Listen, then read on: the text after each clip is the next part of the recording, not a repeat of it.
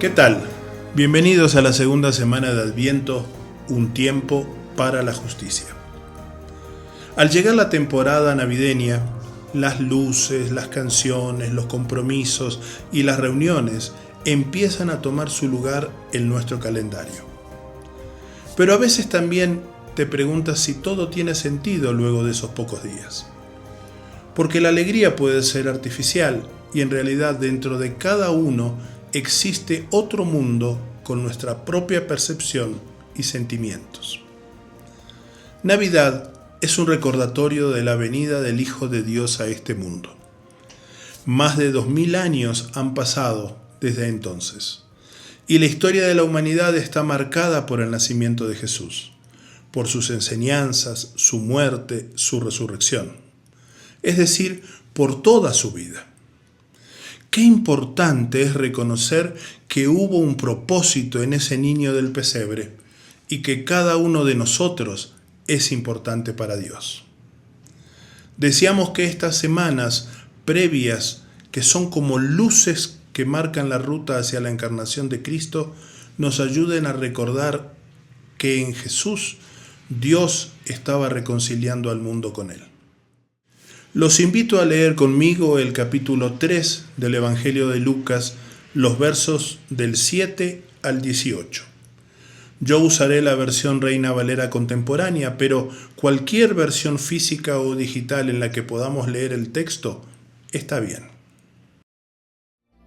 A las multitudes que acudían para ser bautizadas, Juan les decía: «Generación de víboras, ¿quién les enseñó a huir de la ira venidera?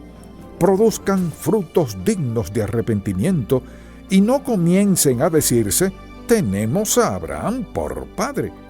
Porque yo les digo que aún de estas piedras Dios puede levantar hijos a Abraham. El hacha ya está lista para derribar de raíz a los árboles, por tanto, todo árbol que no dé buen fruto será cortado y echado en el fuego». La gente le preguntaba: «Entonces, ¿qué debemos hacer?» Y Juan les respondía: «El que tenga 2 túnicas, comparta una con el que no tiene ninguna, y el que tenga comida, haga lo mismo». También unos cobradores de impuestos llegaron para ser bautizados y le preguntaron: «Maestro, ¿qué debemos hacer nosotros?» Él les dijo: «No cobren más de lo que deban cobrar». Unos soldados también le preguntaron: «¿Y nosotros qué debemos hacer?» Y Juan les respondió: «No extorsionen ni calumnien a nadie y confórmense con su salario». Como el pueblo estaba expectante y todos se preguntaban si acaso Juan sería el Cristo, Juan les dijo a todos: «A decir verdad, yo los bautizo en agua, pero después de mí viene uno que es más poderoso que yo, y de quien no soy digno de desatar la correa de su calzado. Él los bautizará en Espíritu Santo y fuego. Ya tiene el bieldo en la mano, de modo que limpiará su era, recogerá su trigo en el granero y quemará la paja en un fuego que nunca se apagará». Con exhortaciones como estas, y con muchas otras, anunciaba al pueblo estas buenas noticias. Como el hombre de esta caricatura, nosotros quisiéramos que Dios esté atento a nuestra llamada, pero no queremos recibir instrucciones a seguir para que nos vaya bien en la vida, tanto de modo individual como en comunidad. Y la verdad es que Dios ya nos dijo hace mucho tiempo lo que quería que hiciéramos, solo que no lo escuchamos. O quizás esperamos algo que satisfaga nuestros criterios y no los suyos. Juan el Bautista no pierde el tiempo entrando en los detalles de un debate ético. No le interesan las discusiones sobre los pequeños detalles de interpretación de la ley que quitan tiempo y energía cuando realmente debemos hacer algo sobre la forma en que se maneja la sociedad, o al menos la forma en que vivimos nuestra propia vida. Seguro alguien que escuchaba a Juan pudo haber dicho: «Es que Juan no considera a la gente que no tiene mucha ropa para compartir o demasiada comida». Pero esa no era la cuestión.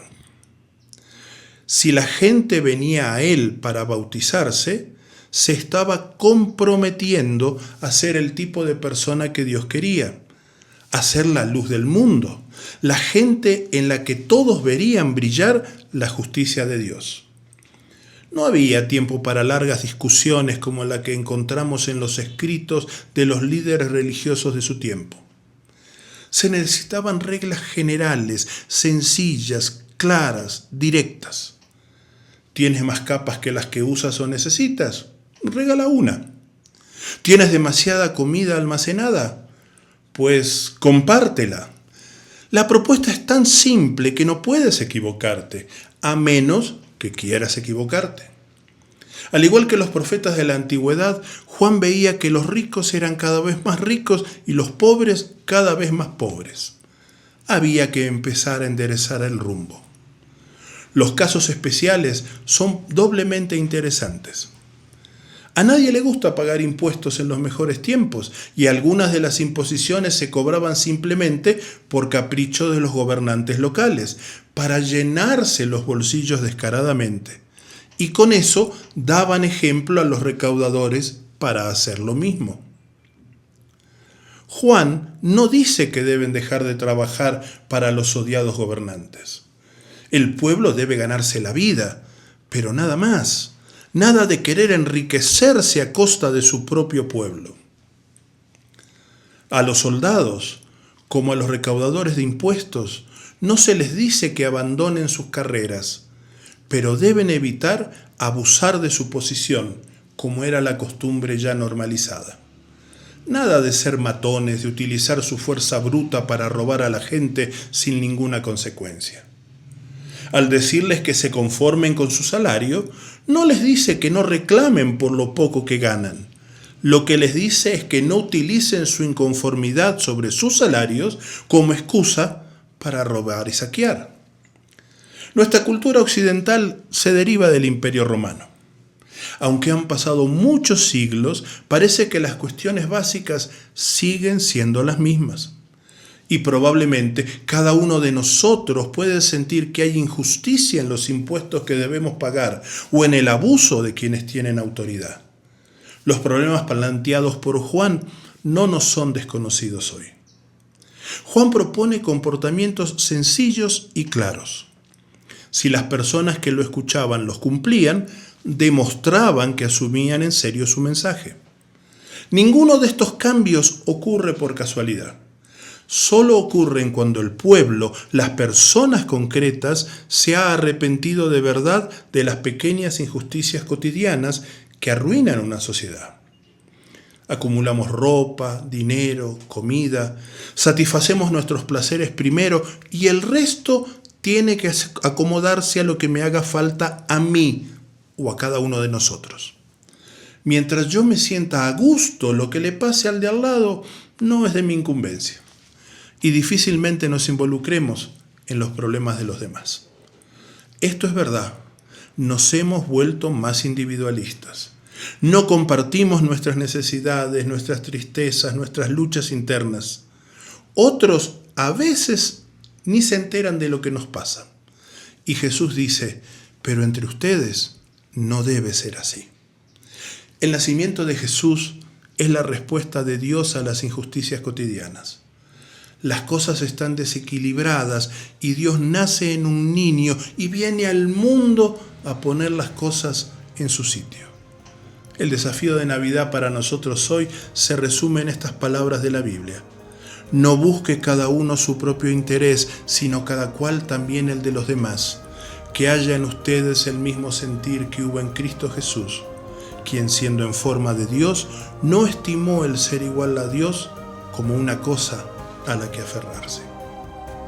Te dejo estas preguntas para que las pienses personalmente. ¿Se te ocurren ejemplos de injusticias a gran o pequeña escala que hayan aparecido recientemente en las noticias? ¿Qué crees que diría de ellas Juan el Bautista si viviera hoy? ¿Qué crees que diría Jesús, que está vivo hoy y a tu lado? Hasta luego.